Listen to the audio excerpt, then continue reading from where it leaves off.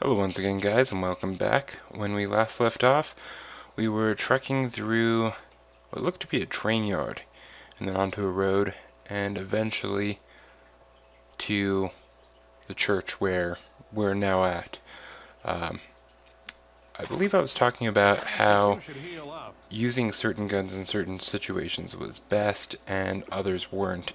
This is actually one of those parts where I'd highly recommend using a sniper rifle for the time being, just because, whoa, look at that. Somebody had a lot of time on their hands. Better safe than sorry? I think not. I'd rather be sorry, because that's just polite. I don't know who's on my character list now. We've used Bill and Zoe. I think the next is Lewis. I'm pretty sure. So I'd recommend the sniper rifle. It's really easy to come step out here on the ledge and just pick them off. Get as many headshots as possible, you know, just for the rankings. Personal rankings, not multiplayer. You know, unless you're playing online, then it's even more crucial. You gotta compete against the world, basically. I haven't really met any, or too many people from outside of America playing Left 4 Dead, interestingly enough. It's usually been mainly just, yeah, I've never played with anybody on Left 4 Dead who's been from a different country, now that I think about it. Man, my aim is killer. I think I'm about, what's that, 10 for 10? And out of those, like, 8 headshots, 9 headshots? Uh-oh. Where you at? I hear you somewhere. He's gonna get me. I know he is. I'm out here on the ledge. Where are you? Oh! Nope, wasn't me. Man, I'm good.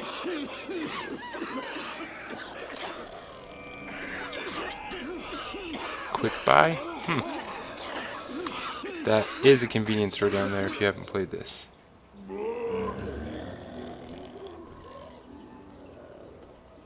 A boomer too, where is he?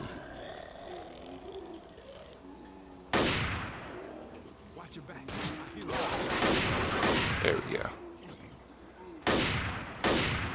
Double tap. Always gotta be safe. Better safe than sorry. Ah, now I get it. That makes a lot of sense. I'm gonna use this gun just for now.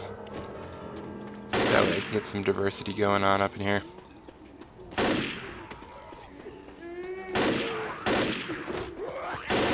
Man, I need to change the settings on this Roxio. On my screen it's all glitchy. I don't know if it is on yours. Seems like it's lagging. No, this isn't good. No! Okay. Oh, I got my dualies. You're dead. Once the dualies come out, you know it's not good for anybody. Especially not my team, because they'll usually spin around and shoot at them.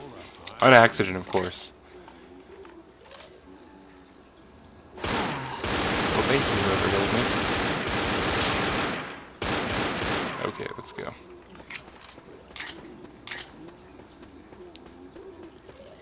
I need to get a rapid fire on my controller. It's not as fast as I would hope. Ooh, I have to. I'm sorry. It's just the auto pump. It's one of my favorite guns. Comment below is if you play Left 4 Dead, you don't have to play it regularly, just when you play it, what's your favorite gun? You have to have one. Even if it's the dualies. I mean, I'd have to say first ranking auto pump. After that, it's dual pistols. After that, I'd say it's the sniper rifle. And then after that, it really doesn't matter what I get. They're all the same to me.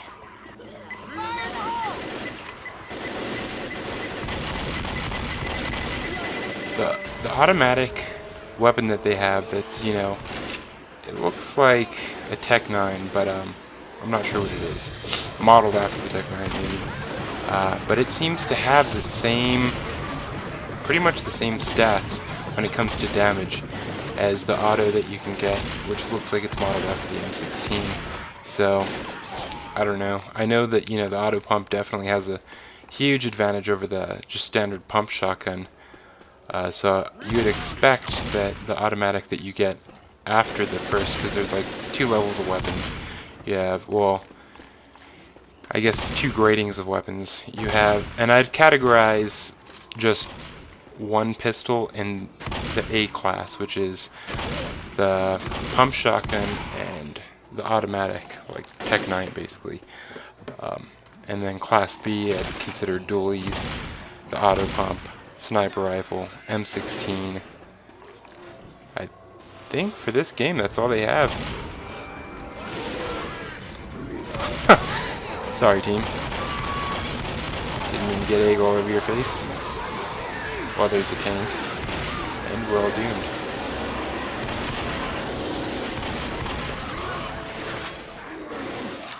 I'm actually thinking of making a survival pack, which is just going to contain, like, me playing it on the hardest difficulty through each level. I don't know, though. That seems like it might consume a large amount of time. And with Skull, Skyrim, and now Left 4 Dead, that time is being squeezed as it is. Can we make it? Ugh. We can. Can we make it onto that bush? And maybe onto the awning? Yes! Nope, can't go on that awning. And can we jump over the fence? There's an invisible border. That's one thing I hate. If you're going to develop a game, even if it's going to glitch me out to where I have to restart, still give me the option to go past those invisible barriers. Just, it's annoying to see that you should be able to go that way and you can't. I know for idiotic players, especially being such a linear game, they have to make those barriers or people would get lost or possibly stuck in areas that they're not supposed to be in, but still for gamers such as myself, I like to do that. I like to get off map and kind of see clipping and pieces of the map that you're not supposed to see. That's why I really like Borderland, to be honest. That, and they've kind of made it open source to where you can modify the game to your liking. I feel that if you buy something, especially like a game or any type of software, that you should be able to, you know, do whatever you want. If you want to modify the heck out of it to where it doesn't work anymore, do it. But of course, everything has to have encryption. So that you can't do that. It's one of my favorite parts. I actually have a really good standpoint down there. The difficulty level that I have it on right now doesn't really call for me to go into that area, but I'm going to go in there anyway just to show you one place that I found, which is a really good standpoint. And if I do my survival, you'll definitely see me using some of the methods. A lot of the methods that I've shown, like back in the hospital, posting spots, you don't necessarily need unless you are on the hardest level of difficulty. The only reason I've been using them is more of a strategy guide to show you where are choke points and places where you can bottleneck.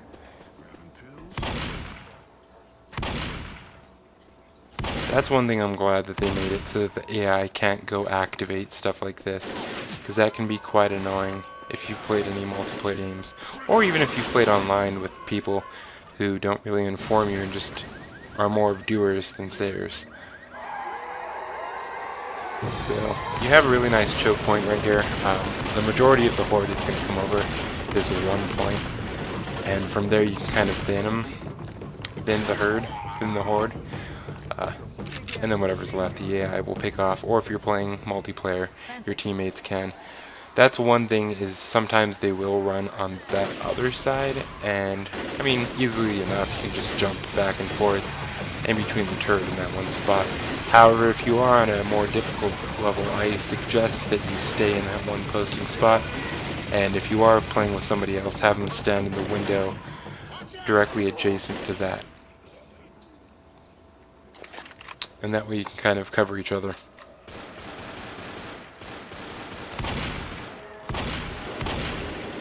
I think in the next campaign, not the rest of this, none of these chapters, but I think in the next campaign I'm going to try to do it just with sidearm, just not even dual pistols, probably just with a pistol.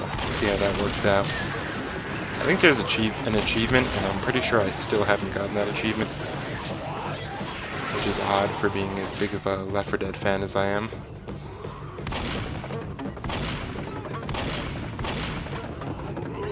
Oh, can't hide from you, Boomer.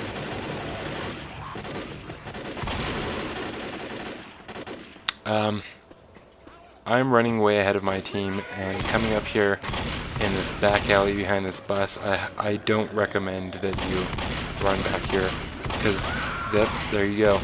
There's a high tendency for a special infected to spawn back there. And also the tank. The tank more than often will spawn back in this alley. And if you don't know which way you're going and you're trying to back up and shoot, it could become very problematic, as you'll probably see. Because I don't think we've encountered a tank in this chapter, so we're long overdue. Yep, here we go. I don't know, I've kind of gotten a feel for this game, and I don't know if it's pattern recognition, because I couldn't tell you how I know where things are going to spawn, but I do know that I can usually tell when a tank's going to spawn. Mainly a tank, not so much of witch placement or special infected, but I've gotten pretty good with the tanks.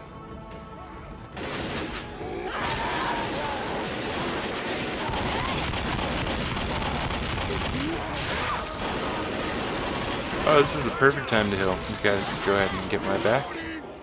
Good job, diamond formation.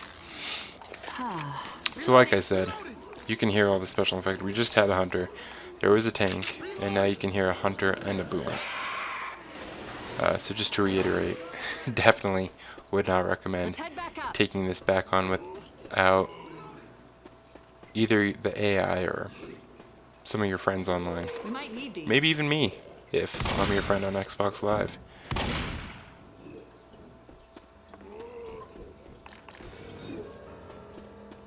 Ugh, I remember one time I was running ahead of my team. I was playing online with some of my friends, and I ran, and I almost made it. I got like right up to the door, and then I got a smoker and a hunter. It was horrible.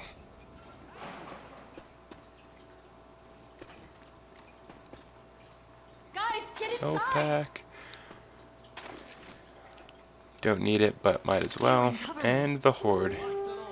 And the AI never closes the door, so it leaves you vulnerable. But like I said, we did buy a zombie game.